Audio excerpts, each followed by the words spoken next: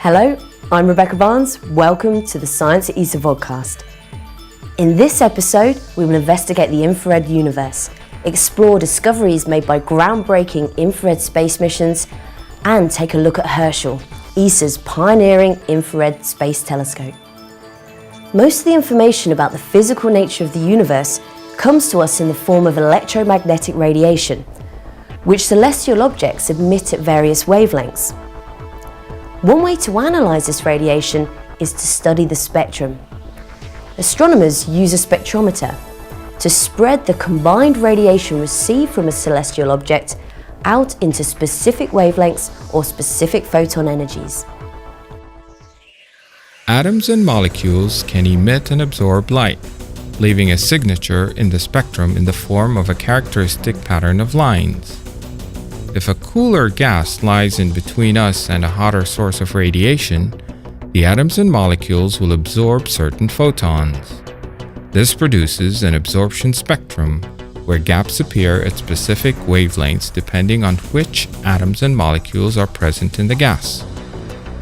An emission spectrum occurs when atoms and molecules in a hot gas emit a photon with a specific energy or wavelength. The bright lines are again unique signatures of each atom and molecule. Another way to present a spectrum is to plot the intensity of radiation as a function of wavelength. Signature absorption and emission lines of atoms and molecules will also appear on the plot. The life story of an object can be read from its spectrum. In addition to learning about the composition of an object, astronomers can study its spectrum to find out its temperature, density, and motion. If we go beyond the red part of the visible spectrum, we enter the realm of the infrared. Often, infrared is described as heat that is radiated from an object. But what is important to realize is that what we would consider to be cold is also an emitter of infrared radiation. Celestial objects that emit in the infrared have a temperature between room or body temperature and a few degrees above absolute zero, and therefore a wavelength that is longer than visible radiation. Observing the universe in the infrared allows astronomers to explore the cool universe. Studying atoms and molecules in a region of space provides vital information to build understanding of how planets, stars, and galaxies are formed. Emission and absorption lines for virtually all molecules lie throughout the infrared portion of the spectrum.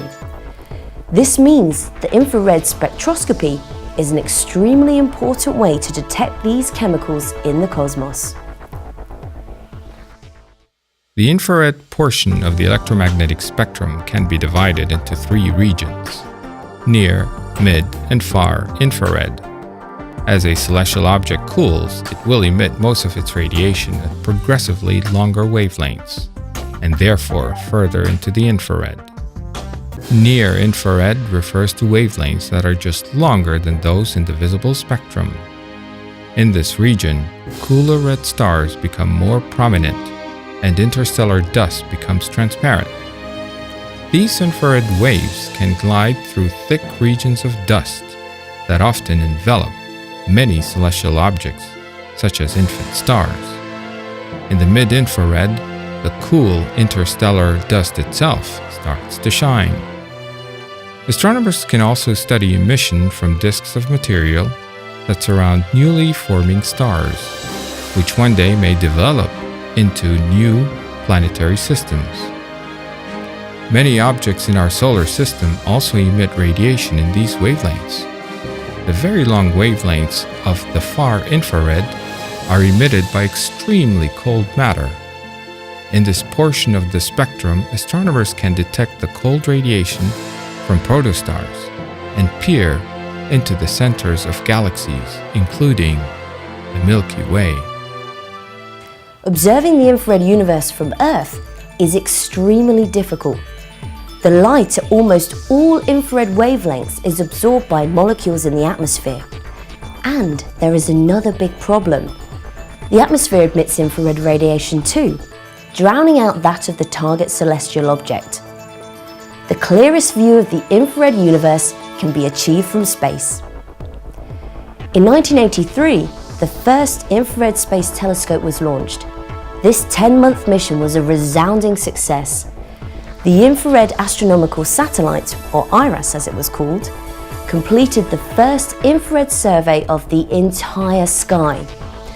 IRAS discovered hundreds of thousands of new infrared sources and 6 new comets, as well as finding warm but largely invisible dust coming from nearly every direction of the sky. IRAS also presented astronomers with the first ever images of the centre of the Milky Way, a view that is blocked in visible light by a dense fog of gas and dust. Before IRAS was even launched, ESA was planning its successor, the Infrared Space Observatory, or ISO. ISO was the world's first general-purpose infrared space observatory and was a truly outstanding accomplishment.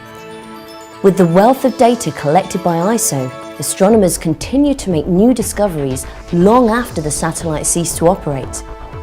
Let's take a look at a few of them. ISO detected water, an essential for life throughout the universe, for the first time. In our local neighborhood, water was detected in the atmosphere of all the outer planets as well as on Saturn's intriguing moon Titan. In the constellation of Orion, water was found in a remarkably high concentration. Dust and gas fills the space between stars. This is the interstellar medium. ISO found that this medium contained a carbon-rich material called polycyclic aromatic hydrocarbon. Here on Earth, these molecules are used as biomarkers. In space, they indicate organic chemistry and can be used to explore the basic building blocks necessary for the possible presence of life elsewhere in the universe.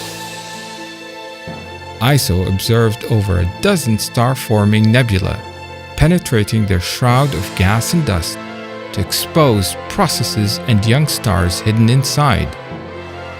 ISO made a huge contribution to understanding the history of star formation and discovered that there was a peak of star formation about 3 billion years ago. This discovery came about because the infrared revealed active star formation that had been largely obscured from visible observations by the diffuse interstellar material of the galaxies. Andromeda is one of the closest galaxies to our own and considered to be a typical spiral galaxy. However, ISO discovered that it was made of several concentric rings of very cold dust at around 13 Kelvin, too cold to be seen at visible wavelengths. In a nearby elliptical galaxy, radio observations had shown fast-moving jet streams of plasma released from the center of the galaxy. But until ISO was launched, it was not possible to see through the cloud of gas and dust in front of it. ISO revealed that the central object is a black hole. After ISO, 2 other infrared space telescopes were launched. The Japanese Akari, for which ESA is supporting the data processing, and NASA's Spitzer Space Telescope. New discoveries led to an even deeper understanding and provided new questions to answer. These previous infrared satellites provided astronomers with a glimpse into the infrared universe. To learn more, astronomers need a telescope large enough and sensitive enough to gather the light that has travelled from the very faintest, most distant galaxies.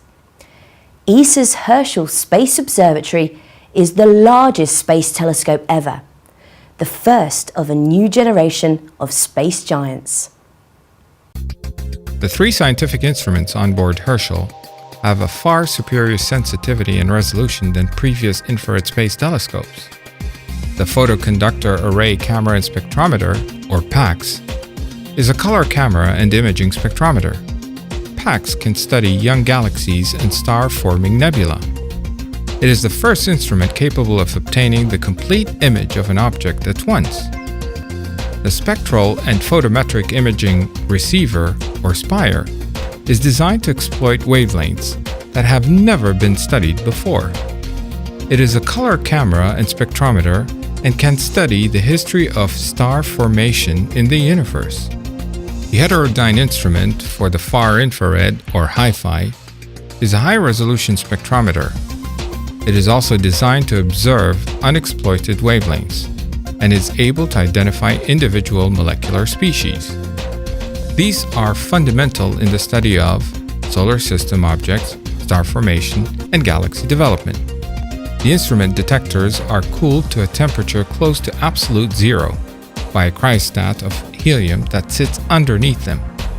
The instruments and the cryostat are surrounded by thermal shields. This is the payload module of Herschel and is located underneath the huge primary mirror. The service module, housing the instrument's electronics and communications hardware, sits below the payload. Herschel's primary mirror is more than 4 times larger than any previous infrared space telescope and can collect almost 20 times as much radiation. The mirror is so perfect that irregularities on its surface are less than 1,000th of a millimeter high. Herschel will probe deeper into the infrared than ever before, and it will open a completely unexplored infrared window onto the universe.